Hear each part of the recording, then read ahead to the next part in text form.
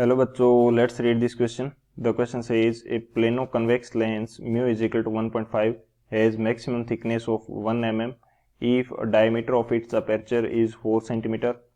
Find first radius of curvature of curved surface, second its focal length in air. Option first 0.2 meter, 0.4 meter. Option second 0.2 meter, 0.3 meter. Option third 0.3 meter, 0.4 meter and option fourth 0.2 meter, 0.2 meter. तो इस question के अंदर हमें दे रखा है कि एक plano convex lens है जिसका रिफ्रैक्टिव इंडेक्स हमें 1.5 दे रखा है, मैक्सिमम थिकनेस हमें गिवन है 1 mm एंड डायमीटर हमें दे रखा है 4 सेंटीमीटर. तो हमें इसकी radius of curvature and focal length find out करनी है.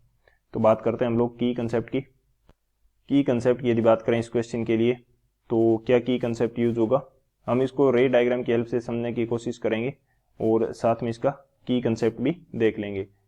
की कंसेप्ट हमारे पास बेसिकली क्या रहने वाला है, हम इसका डायग्राम की हेल्प से समझने की कोशिश करेंगे. तो हम देखते हैं diagram of plano convex lens,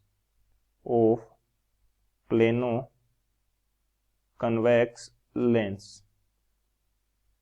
convex का जो डायग्राम है वो किस प्रकार से होगा. तो बेसिकली यहाँ पे यदि बात की जाए तो प्लेनो कन्वेक्स लेंस के लिए एक सरफेस प्लेन होती है और एक सरफेस क्या होती है, कन्वेक्स होती है. तो ये मेरे पास प्लेन सरफेस होगी एंड ये जो सरफेस मैंने बनाई है ये कैसी होगी, कन्वेक्स सरफेस होगी. अब मैं क्या करता हूँ, इसकी प्रिंसिपल एक्सिस बना देता हूँ. यहाँ से ये डैश से मैं शो कर रहा हूँ, ये मेरे पास क्या है, ये इसकी प्रिंसिपल एक्सिस. तो सेंटर ऑफ कर्वेचर के लिए बात करें, यदि हम रेडियस की बात करें तो यहां से मैं मान लेता हूं कि इस पॉइंट की जो डिस्टेंस है वो क्या हो जाएगी, या रेडियस को रिप्रेजेंट करेगी. और थिकनेस हमें कितनी देर की है, थिकनेस हमें देर की है 1 mm. तो ये क्या हो जाएगी, थिकनेस हो जाएगी 1 mm थिकनेस हो गई. और इसका अपर्चर हमें देर का 4 सेंटीमीटर, डायमीटर का अपर्चर कितना है 4 सेंटीमीटर. और इसकी जो अपर्चर का हाफ हो जाएगा वो कितना हो जाएगा, यहां से ये डिस्टेंस कितनी हो जाएगी 2 सेंटीमीटर यानी कि 20 mm. इसको मैं कितना मान लेता हूँ, मान क्या लेता हूँ, ये हो जाएगा मेरे पास 20 mm हो जाएगा. अब ये यदि रेडियस है मेरे पास तो ये जो डिस्टेंस होगी ये कितनी आ जाएगी, ये आ जाएगी रेडियस -1 mm, रेडियस -1 mm. और इन पॉइंट्स को मैं नाम दे देता हूं ABC. और यहाँ पे ये क्या बन रहा है, 90 डिग्री का एंगल. तो ये एक हमारे पास क्या बन रहा है, ट्राइंगल बन रहा है ABC. इसके लिए हम अप्लाई कर देते हैं पाइथागोरस प्रमेय. तो पाइथागोरस इक्वेशन यदि अप्लाई कर देते हैं हम लोग,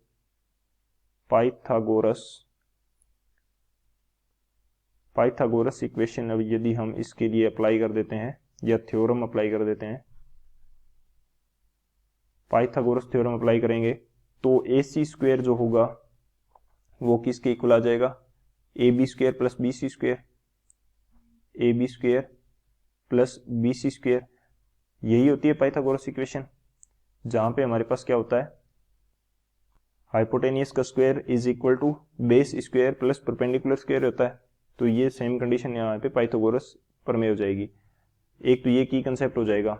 सेकंड यदि मैं बात करता हूँ की कंसेप्ट की, तो वो मेरे पास क्या होता है, focal length of plano convex lens किस प्रकार से फाइंड आउट करते हैं वो देख लेते हैं. Focal length of plano convex lens.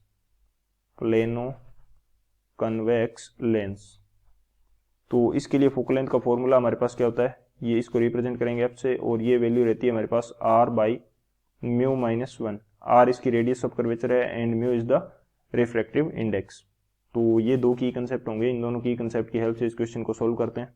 अब यदि बात करता हूं मैं सॉल्यूशन की, तो सॉल्यूशन के अंदर सबसे पहले हमने जो पाइथागोरस प्रमेय या थ्योरम अप्लाई करी थी वो क्या थी, AC square is equal to AB square plus BC square, AB square plus BC square. तो AC की वैल्यू कितनी है, R है, तो ये हो जाएगा R स्क्वायर. और AB की स्क्वायर कितनी है, AB हमें गिवन है कितना 20 mm और सारी वैल्यू mm के अंदर है, तो ये हो जाएगा 20 स्क्वायर प्लस BC की वैल्यू कितनी है r-1, तो ये हो जाएगा r-1 का स्क्वायर. तो जब इसको सोल्व करेंगे तो ये तो हो जाएगा r स्क्वायर और ये हो जाएगा मेरे पास 400 और ये हो जाएगा r square plus 1 minus 2r, ये कंडीशन हो जाएगी। तो यहाँ से यदि देखें तो 401 माइनस 2r ये हो जाएगा 0 के इक्वल। तो यहाँ से r की जो वैल्यू निकल के आ जाएगी, यानी कि रेडियस ऑफ कर्वेचर कितनी आ जाएगी, 200.5 mm। अब यदि इसको मीटर के अंदर चेंज करेंगे तो ये लगभग कितनी आ जाएगी, लगभग आ जाएगी 0.2 मीटर, 0.2 मीटर आ जाएगी। अब इस 0.2 मीटर की हेल्प से हम लोग focal length f find out करते हैं। तो फोकल लेंथ की वैल्यू क्या होती है, r बाई म्यू माइनस 1, और r की वैल्यू यहाँ से कितनी आ रही है 0.2, म्यू की वैल्यू आ रही है मेरे पास 1.5 माइनस ये हो जाएगा 1। तो जब इसको सोल्व करेंगे तो r की वैल्यू कितनी आ जाएगी 0.4, सॉरी f की वैल्यू कितनी आ जाएगी 0.4 मीटर। तो फोकल लेंथ तो हमारे पास आ रही है 0.4 meter and radius of curvature हमारे पास आ रहा है 0.2 मीटर। तो कौन सा ऑप्शन करेक्ट होगा वो देख लेते हैं। तो सबसे पहले तो हमें radius of curvature find out करनी है जो हमारे पास 0.2 मीटर आ रही है, और फोकल लेंथ आ रही है हमारे पास 0.4 मीटर। तो कौन सा ऑप्शन करेक्ट होगा, जो ऑप्शन ए है वो हमारा करेक्ट हो जाएगा। So option A is the final answer. I hope you understood it well. Best of luck. Thank you.